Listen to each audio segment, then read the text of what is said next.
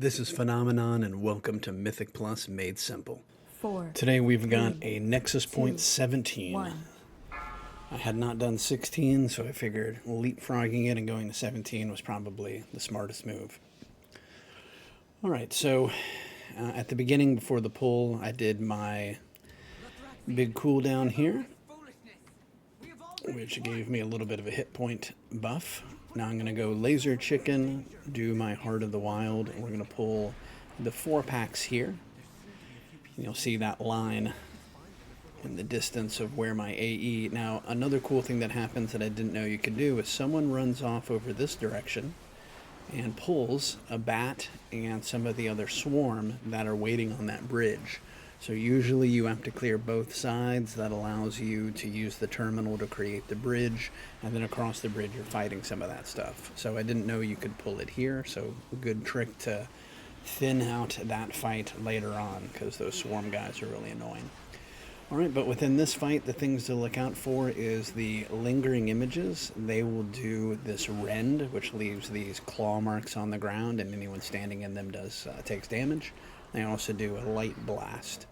So between that and getting the casters, that's the real challenge for the pull. But good damage. We got 2 people over 500k. Even I was doing close to 300k. So we're now going to grab these 3 packs here. This Adept will not move until you kick him.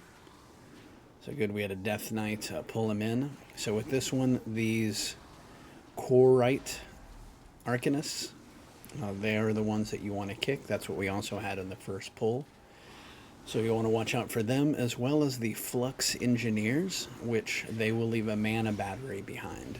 So as much as possible, try not to kill multiple Flux Engineers at the same time, because then you'll have that many more batteries to beat before they explode at the same time. So if you can stagger them, that's always best. Sometimes unavoidable, but we do a pretty good job here. So we drop the 1, there's a mana battery. So we get that down. Now be aware of the Circuit Seer that's back there. A lot of times he will just path right into your pack. I was ready for him since we stayed a little bit farther back. We're going to grab a little bit more. Don't really like fighting just 2 guys. So it's always a matter of getting them stacked. And here the Seer, he's going to put these void poison puddles on the ground. So he'll target someone, and then he also does ground circles. So you kind of have to keep moving to give your team space. But you'll notice I'm walking along the outside here. If I just went diagonal, I'd be cutting off too much of the room. And that would be sooner until we run into the next pack and are forced to pull them. So by going a little bit more along the outside, going a little slower, we're able to deal with the 1 pack before we move on to the next. Alright, so we're going to see, again, the repeating pattern here for this dungeon is at least on this side, is the Corewright guys, who you have to kick their AE, the Circuit Seers, which leave the ground circles, and the Engineers, which leave a mana battery that you have to deal with after you drop them. So as long as you keep those few things in mind, you can manage this hallway to this first boss pretty easily. There I had to go into the poison, to the void poison, in order to kick them and get them to come out. As a tank, a lot of times you got to be looking out for that, because your team can't always get in there. I know we do have a ranged, but their kick is on a long cooldown.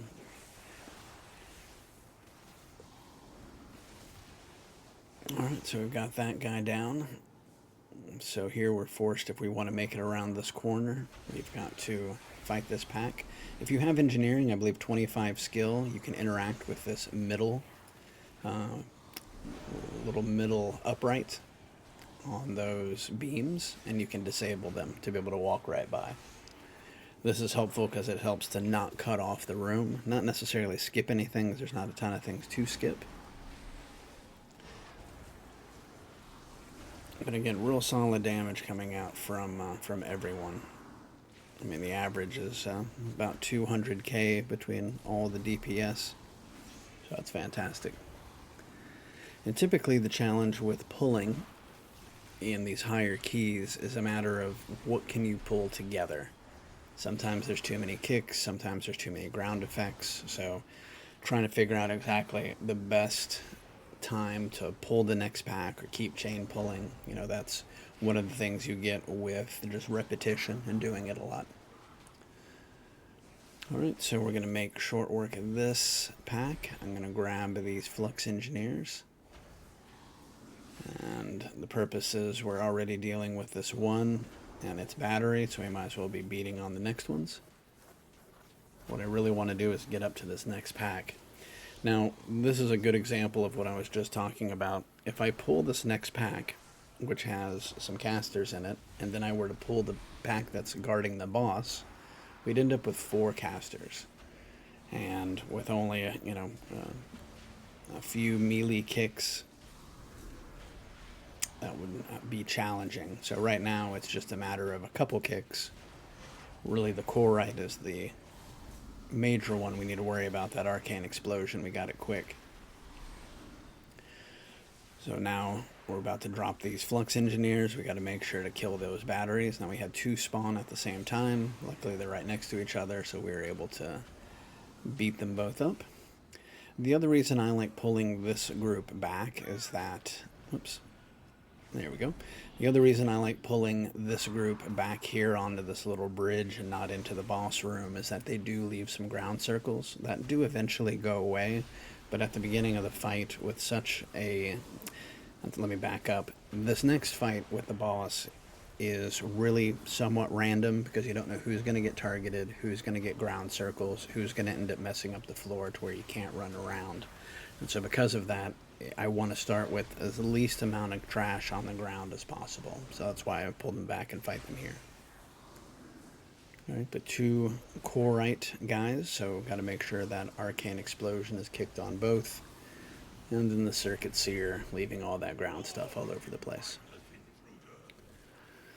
Alright, so with this boss, 3 major things. 1, people get targeted and they leave ground circles all over the place, which ruins the floor, and that, I don't think that ever goes away. Stay away from lines. He then does this big, he empowers one of these little areas down here and pulls a big orb from it and drops it on you.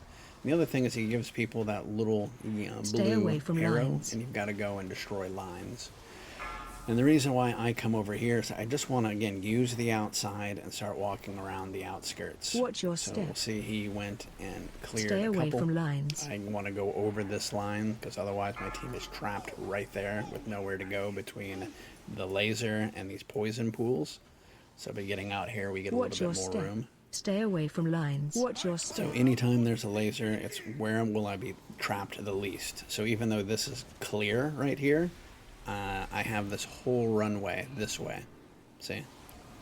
That's why I felt like I had even more room. Plus this allows me to just junk up the front of the room, leaving the back pretty open.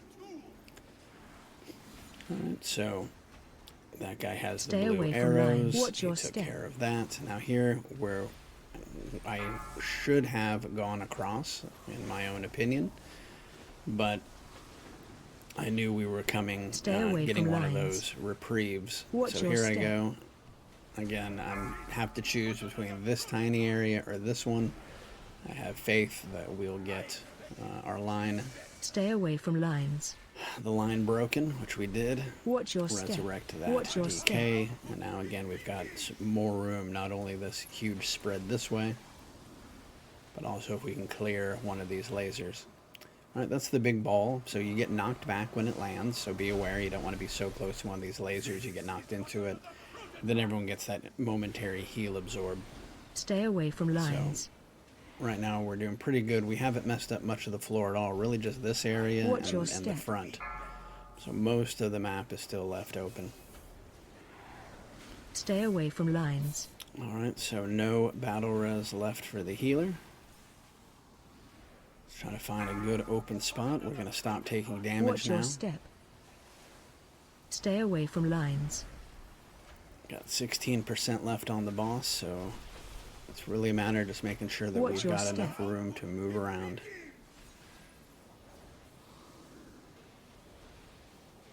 Here comes the big ball. Luckily it was on the outside. It could have been centered, and then that would have been pretty rough. Looks like we Stay may away pull from through Lion. here. Watch your step. We got another DPS down. I do finally get the battle res back, but the healer was smart and did not take it, so it saves it for the next fight. All right, so now porting back to the front. This is that bridge I was talking about that will reform later. We were able to pull a few at the beginning.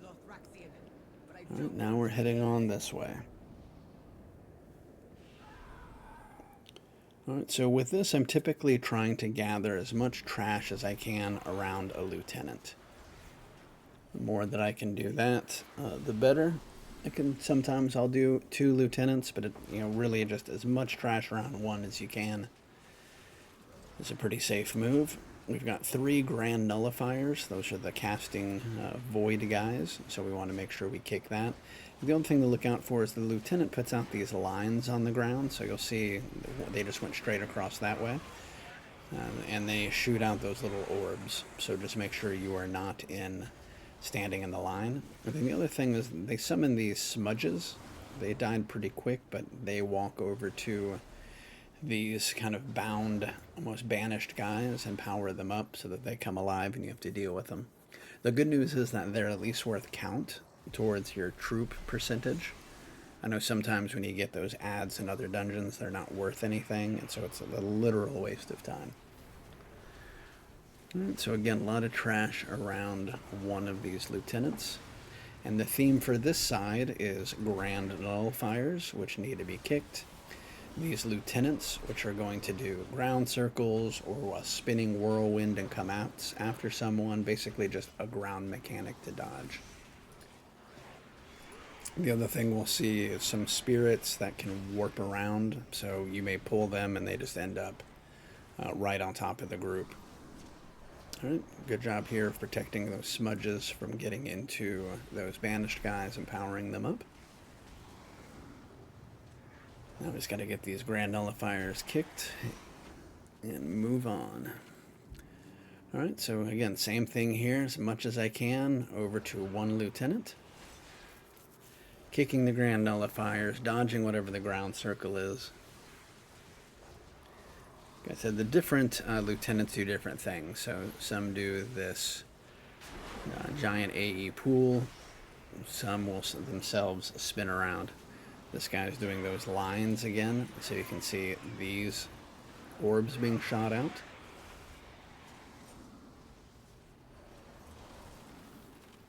And there are the smudges trying to make their way to bring something alive.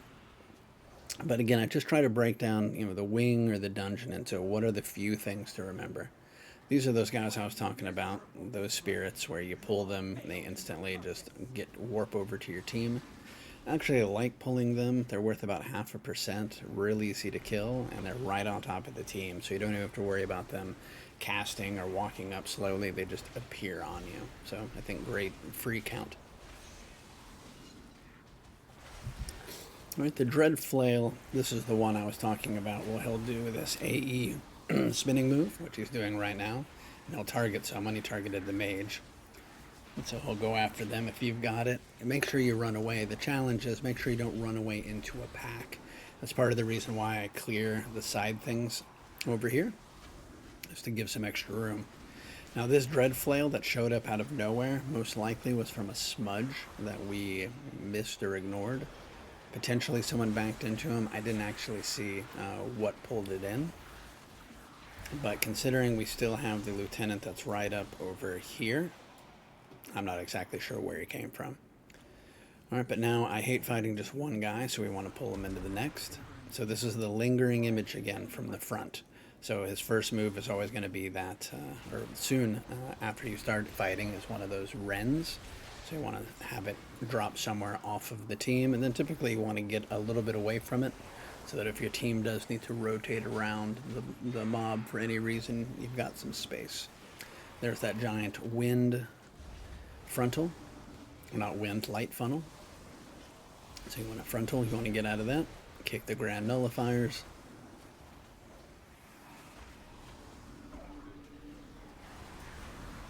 Ended up pulling one more of those just trash melee mobs, but the good news is that the event for this second boss will start anyway, so it doesn't slow us down.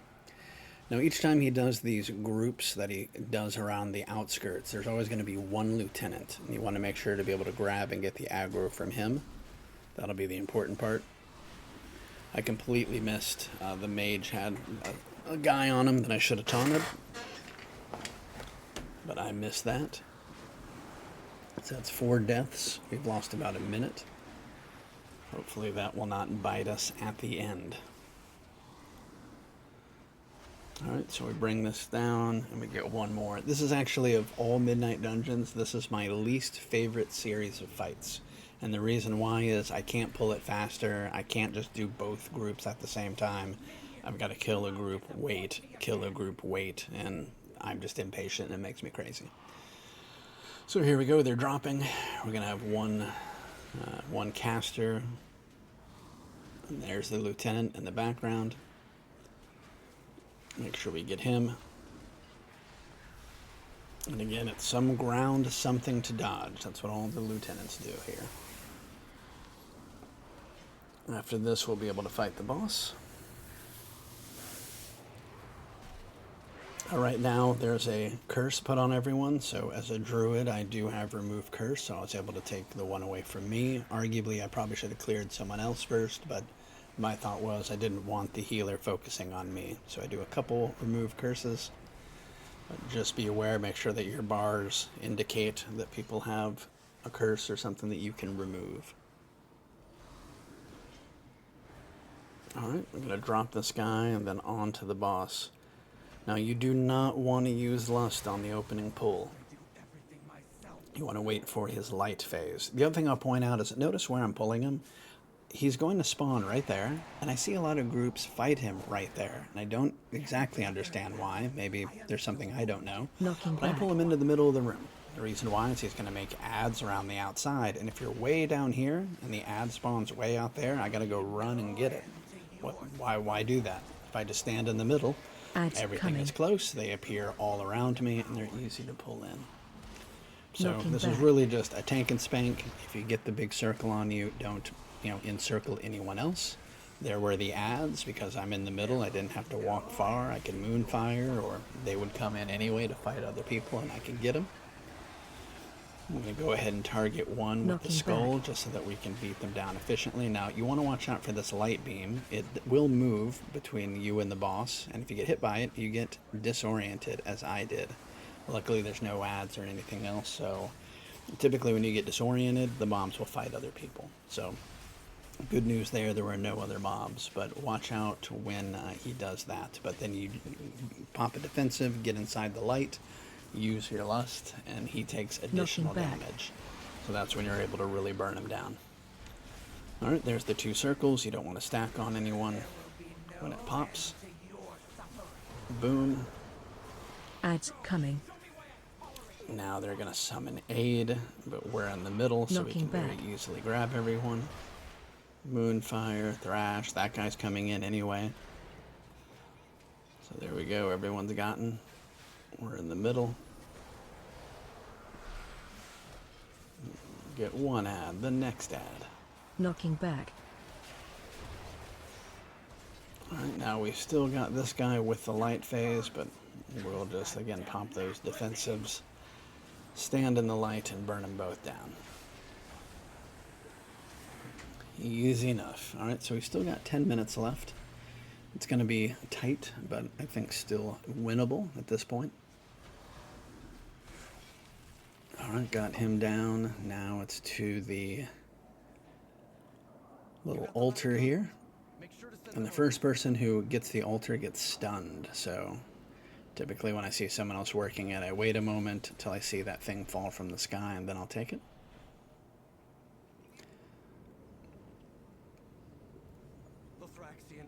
And then we've got to activate this console once we land.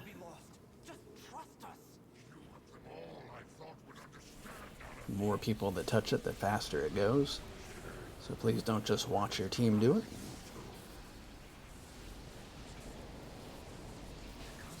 Working. Starting the bridge now. There we go. Now it is this stuff off on the left side that we were able to pull. So now all we get is the right side, as well as the lieutenant, the image. And again, you got to be careful because he will do that cone, that light cone in front of him. And since he's walking down the bridge, it's very easy for people to not be paying attention and get hit by it. All right, there's that rend, there's the light. Now the surprise tough ones here are these light rot guys that they're just going to sit back and start casting on everyone. So they are actually the priority. They're also the ones that prevent you from being able to move around because they just stand still and cast. So get these little fire elemental guys down, and then you're free to move about the cabin. All right. So we need these two images dead, these lieutenants, to summon the boss. Here I've marked the skull. We put the rend off to the side as best we can, so the team has a little bit of room. We're going to focus on this light rot guy. Now, we did have a death, but we have battle res them. We maybe could have waited for them to run down the stairs and get back to us, but with only 7 minutes to go, another pack, a boss fight, I felt we wanted to make sure to get him back in the action as quick as possible.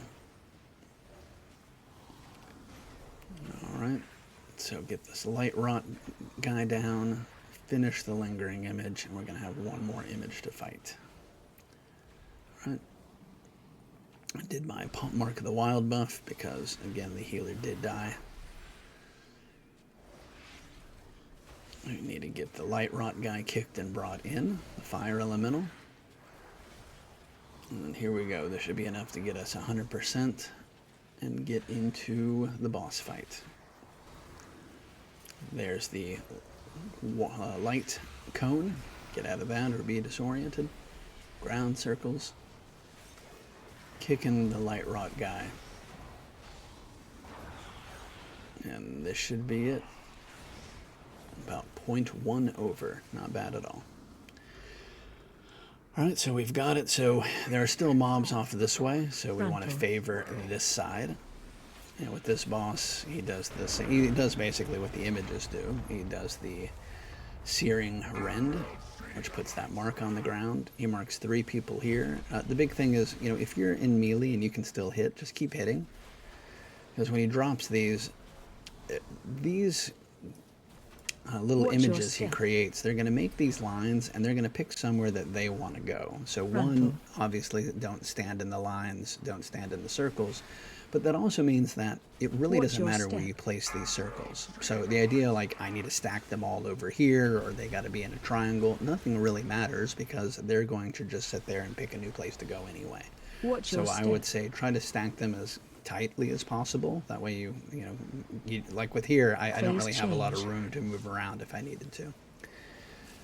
Alright, so here on this phase we're going to get sucked in, and we're looking for a guy that does not have horns. So horns, no horns right there. Oh, I was wrong. He's over there. So someone found him. But yeah, this main guy does not have those big curly horns. Alright, so as soon as he comes unfrozen from, or you identify him and start beating on him, he does another one of the rend ground effects. So try to keep that on the outside best you can.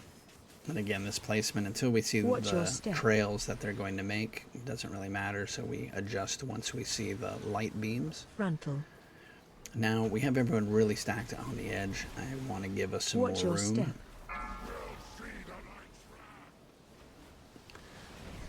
We got to get out of here.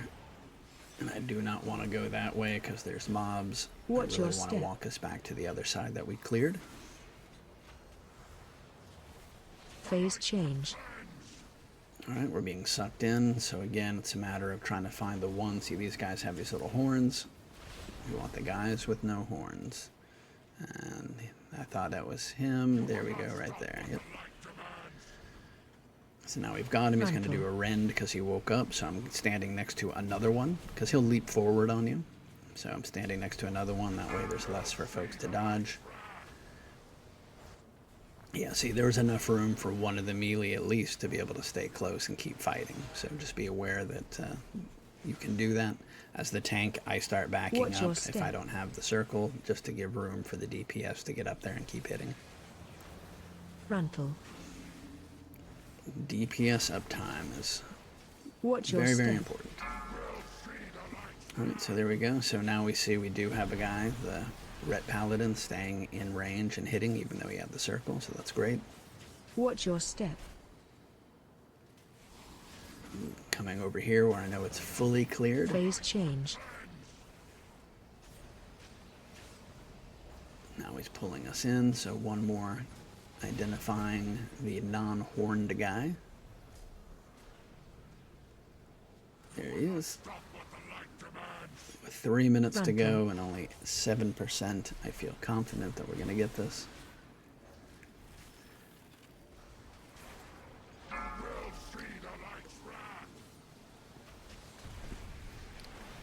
Alright, with almost 3 minutes to go, there is our 17, 33-49 rating. Very, very close. Alright, so hopefully you picked up something. If there's any other tips, anything I missed, leave them in the comments. I'm always looking to learn and grow. Alright, so thanks for watching. We'll see you next time. Thank you so much for watching. If you'd like to support the channel, please like and subscribe. And here's a few videos that YouTube thinks you might enjoy. We'll see you next time.